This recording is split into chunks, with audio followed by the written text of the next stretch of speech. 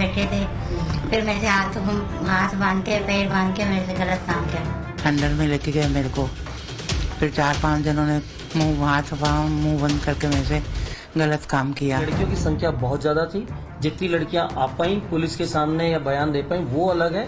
आप समझ सकते हैं कि उससे दुगनी और तिगुनी लड़कियां भी हो सकती हैं। और उन अश्लील छाया चित्र के माध्यम से उन्होंने उनको ब्लैकमेल करना शुरू किया। तो वो इसलिए ब्लैकमेल कांड कराया क्योंकि उसको विवश करके उसको उस पोजीशन में बिठाकर फोर्सफुली उनकी फोटो नेकेड खींचेगी।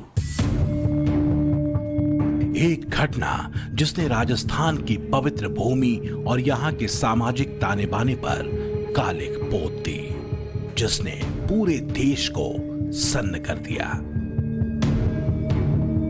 एक गिरोह जिसने चुन चुनकर 100 से ज्यादा हिंदू लड़कियों को अपना शिकार बनाया। लगातार ब्लैकमेलिंग और गैंगरेप से परेशान कई पीड़ित लड़कियों ने खुदकुशी तक कर ली। 90 के दशक का वो कांड जिसको दबाने के लिए सरकारी मशीनरी जुट गई। वो सेक्स स्कैंडल जिसमें तत्कालीन युवक कांग्रेस के अध्यक्ष से लेकर कई चेहरे शामिल थे। आरोपियों की पहुंच केंद्र की सत्ता से लेकर सिस्टम और नामचीन दरगाह के खादिमों तक थी।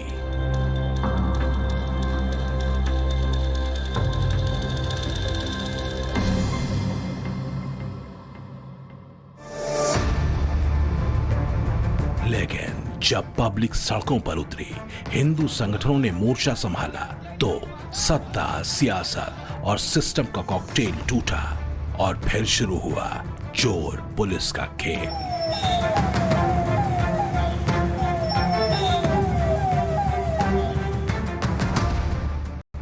32 साल बाद इंसाफ हुआ और 6 आरोपियों को मिली आजीवन कारावास की सजा।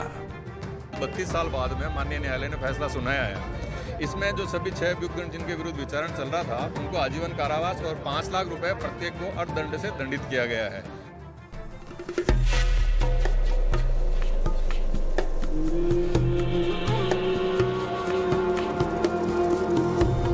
अजमेर, राजस्थान का वो शहर जिसे कथित सेक्युलरिज्म के पैमाने पर गंगा जमुनी संस्कृति का एक केंद्र बताया जाता रहा है।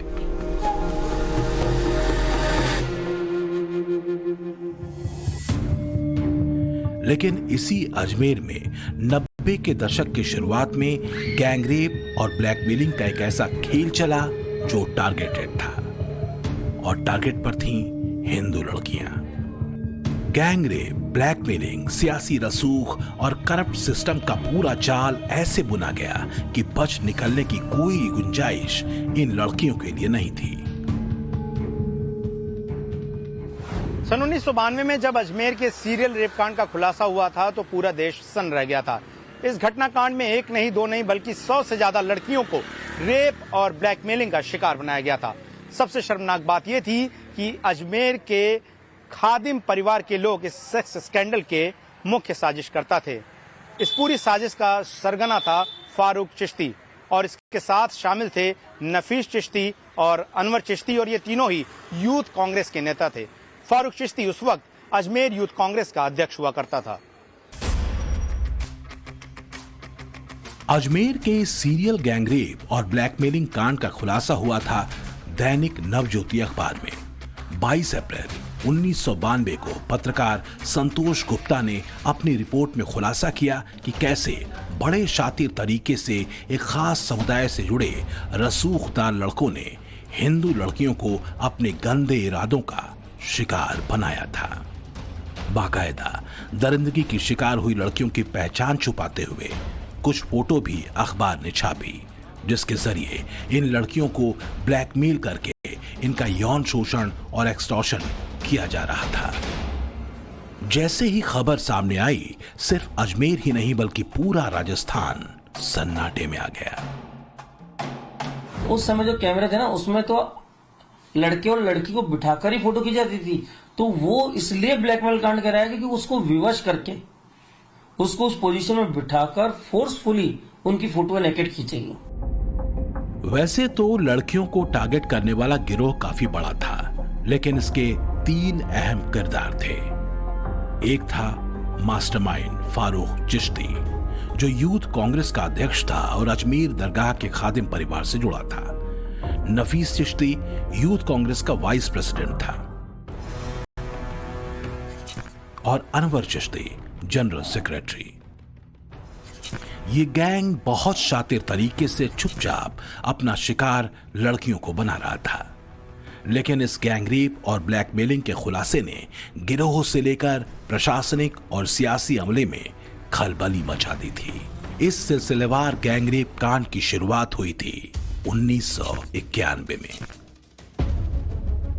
जब अजमेर सेक्स स्कैंडल के मास्टरमाइंड में से एक नफीस चिश्ती साजिश के तहत एक बिजनेसमैन के बेटे को धोखे से हटुंडी फार्म हाउस लेकर पहुंचा।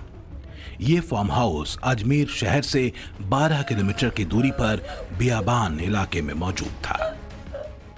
आरोपों के मुताबिक फार्म हाउस में बिजनेसमैन के बेटे को ड्रिंक्स में नशीला पदार्थ मिलाकर पिलाया गया और बेहोशी की हालत में उसकी आपत्तिजनक तस्वीरें खींच ली गईं। इसके बाद शुरू हुआ ब्लैकमेलिंग का खेल। आरोपियों ने बिजनेसमैन के बेटे को ब्लैकमेल कर उसे अपनी फीमेल फ्रेंड को फार्म हाउस पे लाने के लिए मजबूर किया। फार्म हाउस पहुंचने पर उस लड़की का गैंगरेप किया गया और आपत्तिजनक तस्वीर खींचकर उसे अपनी दोस्तों को फार्म हाउस में लाने के लिए ब्लैकमेल किया जाने लगा। हटुंडी गांव में ये है वो फार्म हाउस जहां पर लड़कियों को सबसे पहले लाया गया था। मैं आपको दिखाने की कोशिश करता हूं। ये उस वक्त सलीम का फार्म हाउस हुआ करता था, लेकिन अब किसी मुन्ना नाम के आदमी को ये बेच दिया गया है। लेकिन इसी में सबसे पहले उस घिनौनी वारदात को अंजाम दिया गया था जिसने पूरे देश को हिलाकर रख दिया। लड़कियों की जबरन आपत्तिजनक तस्वीरों और वीडियोस को तैयार करने के साथ ही अजमेर के इन हैवानों के गिरोह ने अपना प्लान एग्जीक्यूट कर दिया था। 1 से 2, फिर 3 और फिर न जाने कितनी लड़कियों को इस फार्म हाउस में बुलाया गया। इस तरह से फारूक चिश्ती, नफीस चिश्ती, अनवर चिश्ती और उनकी पूरी गैंग के लोगों ने एक ही स्कूल की 100 से ज्यादा लड़कियों की दूसरे लोगों के साथ आपत्तिजनक तस्वीरें खींची और फिर ब्लैकमेलिंग और गैंगरेप का सिलसिला चल निकला। लेकिन इस पूरे मामले के पर्दाफाश होने के बाद प्रशासनिक अमले से लेकर सियासी हलके में हलचल मच चुकी थी। जाहिर है, चूंकि आरोपी सियासी और मजहबी तौर पर अच्छा खासा रसूख रखते थे, इसलिए इनके बचाव के लिए दबाव बनना भी लाजमी था। अपराधी जो लोग थे उन्होंने अपने सभी प्रकार के जितने भी प्रकार के अप्रोच वो लगा सकते थे उन्होंने लगाई होंगी और लगाने का जांच को प्रभावित करने का प्रयास किया होगा। नवज्योति अखबार में पीड़ित लड़कियों की पहचान को छुपाते हुए आरोपियों के साथ तस्वीरें तक छापी गई थी। बावजूद इसके कोई कार्रवाई नहीं हुई। पर यह था कि इस खबर ने सामाजिक स्तर पर लोगों को आक्रोशित कर दिया था। हैरानी की बात यह है कि यह खबर पुलिस प्रशासन के लिए नई नहीं थी।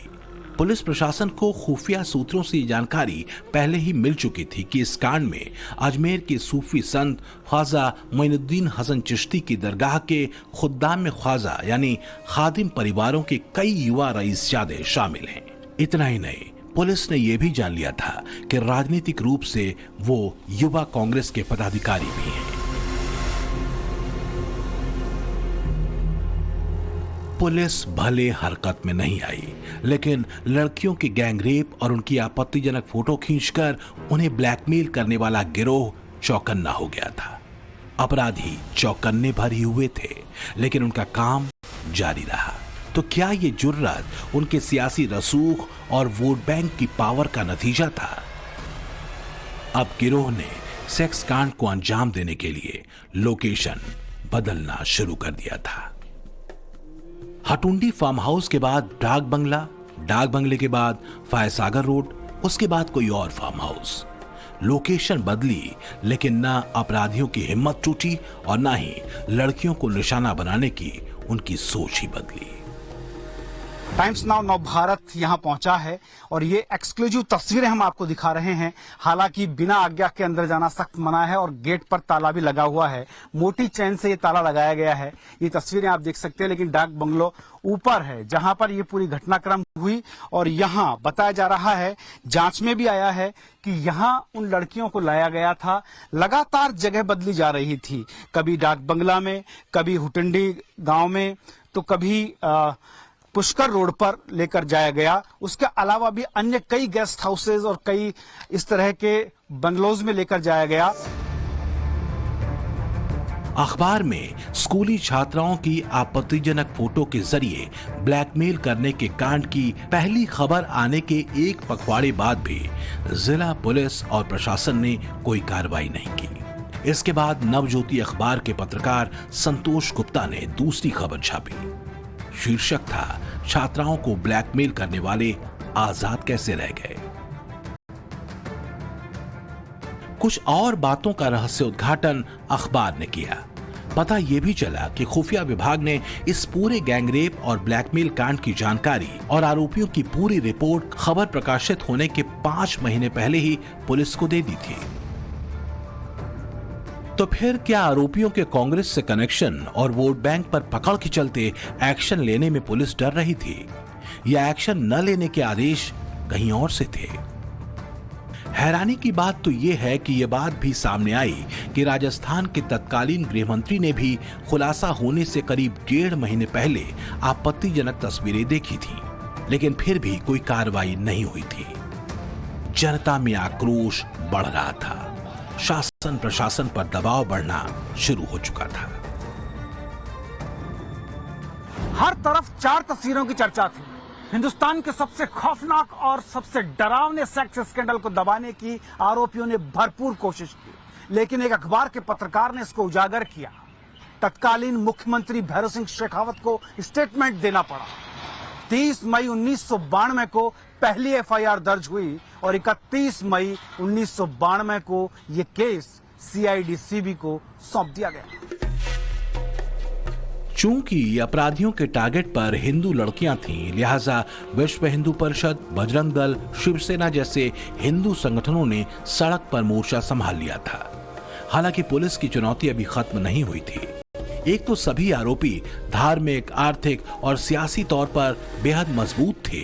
दूसरा, पीड़ित लड़कियों के सामने आकर गवाही देने में भी बड़ा पेश था। इसके पीछे सामाजिक बदनामी एक बड़ी वजह थी। गैंगरेप और ब्लैकमेलिंग में शामिल दरिंदों ने कई परिवार उजाड़ दिए थे। क्या अभी तो बहुत सारी जिंदगी खत्म हो गई। हमारा सारा घर परिवार था, सारा खत्म हो गया। मम्मी पापा, मेरी बहन भाभी, भाई सब खत्म हो गया। अभी 2 भाई सिर्फ बच्चे हैं। एक बात और थी कि इस कांड के मास्टरमाइंड फारूक चिश्ती से लेकर बाकी आरोपियों के खास वोट बैंक से जुड़े होने की वजह से चुनौती लॉ एंड ऑर्डर की भी बन सकती थी। लेकिन पब्लिक के बढ़ते आक्रोश के आगे पुलिस को कार्रवाई शुरू करनी पड़ी। पुलिस ने 8 लोगों के खिलाफ मुकदमा दर्ज किया और 2 तरह के मुकदमे चलाए गए। पहला केस था रेप का और दूसरा था लड़कियों को किडनैप करने का। शुरुआत में 8 लोगों के खिलाफ मामला दर्ज कर लिया गया। जांच आगे बढ़ी तो 18 और आरोपियों के नाम सामने आए।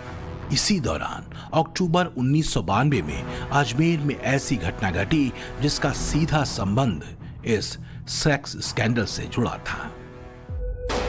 लहरों की बरखा नाम की एक पत्रिका के जरिए खुलासा करने वाले एक पत्रकार मदन सिंह पर हमला कर दिया गया, जिसमें वो जख्मी हो गए। उन्हें एक अस्पताल में भर्ती कराया गया। अपराधियों ने अस्पताल में घुसकर मदन सिंह को उनकी मां के सामने फिर से गोली मारी और उनकी हत्या कर दी। फटाफट गोलियां निकाली इन्होंने तो, तीनों के तीनों ठा ठा ठा ठा ठा। वो जितनी भी गोलियां थी ना उसमें, बंदूकों में, छोटी छोटी पिस्तौलों में, उतनी उसके ऊपर चलाते रहे। मेरी माँ यूं धक्के मारती रही, उनके धक्के मारती रही और वो गोलियां चलाते रहे। और मेरा भाई है ना, डबल बेड का वो डबल कम्बल होता ना, डबल वाला बेड का कम्बल, उसको यूं यूं करता रहा यूं। तो 2 गोलियां तो उसके यूं हाथों में लग गई। यहाँ पे आज भी पहचानते अजमेर में, पूरी में, सब जगह आज भी उनका नाम है। लेकिन जिंदगी तो बड़ी मुश्किल हो गई होगी, बहुत बच्चे हाँ छोटे थे, भैया, एकदम से चले गए। तो परिवार वाले सब साथ थे भैया, नहीं तो मुश्किल होता है एक जने का सबसे। बहुत मुश्किल।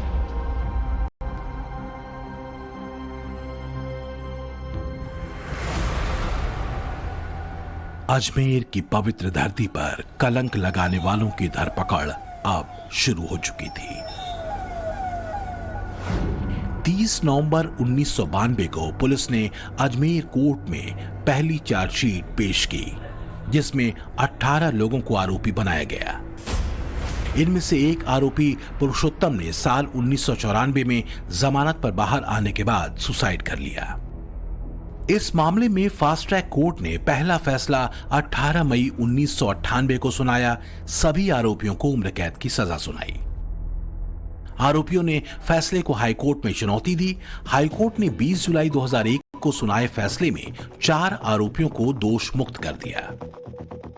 वहीं 19 दिसंबर 2003 को दिए फैसले में सुप्रीम कोर्ट ने इस केस से जुड़े 4 आरोपियों की उम्र कैद की सजा को 10 साल कर दिया, जबकि फारूक चिश्ती को 2007 में उम्र कैद की सजा सुनाई गई थी, लेकिन 2013 में दिमागी हालत खराब होने की वजह से उसे भुगती हुई सजा पर ही हाई कोर्ट ने रिहा कर दिया था। अजमेर सेक्स स्कैंडल का एक आरोपी अलमास महाराज अभी भी फरार है, जिसके खिलाफ रेड कॉर्नर नोटिस जारी किया हुआ है। मंगलवार को इस मामले के बाकी बचे 6 आरोपियों को उम्र कैद की सजा सुनाई गई है। जो राष्ट्रीय स्तर तक चर्चित रहा है प्रकरण अजमेर ब्लैकमेल कांड के नाम से और अश्लील छायाचित्र कांड के नाम से जो प्रकरण चल रहा था, उसका आज 32 साल बाद में माननीय न्यायालय ने फैसला सुनाया है। इसमें जो सभी 6 अभियुक्तगण जिनके विरुद्ध विचारण चल रहा था, उनको आजीवन कारावास और 5 लाख रुपए प्रत्येक को अर्थदंड से दंडित किया गया है। ये जो 30 लाख रुपए कुल जुर्माना किया गया है, ये सभी पीड़ितों को बराबर बांटा जाएगा। कुल 18 आरोपी थे जिनके विरुद्ध जो है प्रकरण चल रहा था। उनमें से कुछ के लिए पहले फैसले हो गए और बाकी जो 6 बचे हुए थे उनके लिए आज फैसला हुआ। अभी एक मुलजिम जो है अलमास महाराज, वो फरार है। इसके विरुद्ध रेड कॉर्नर नोटिस जारी किया हुआ है। Karma will hit back. जैसा किया वैसा भरना पड़ेगा। पर यह बात भी दीगर है कि अजमेर सेक्स कांड की पीड़िताओं को न्याय के लिए 32 साल का लंबा इंतजार करना पड़ा। अजमेर 92 कांड एक बानगी भी है कि कथित सेकुलर राजनीति के नाम पर सियासी पार्टियां न्याय मिलने के रास्ते में कितने रोड़े अटका सकती हैं। तो क्या ये पूछा जा सकता है कि वाकई न्याय मिला? क्योंकि एक कहावत है, justice delayed is justice denied. Jaipur से भंवर पुष्पेंद्र के साथ ब्यूरो रिपोर्ट, टाइम्स नाउ, नव भारत।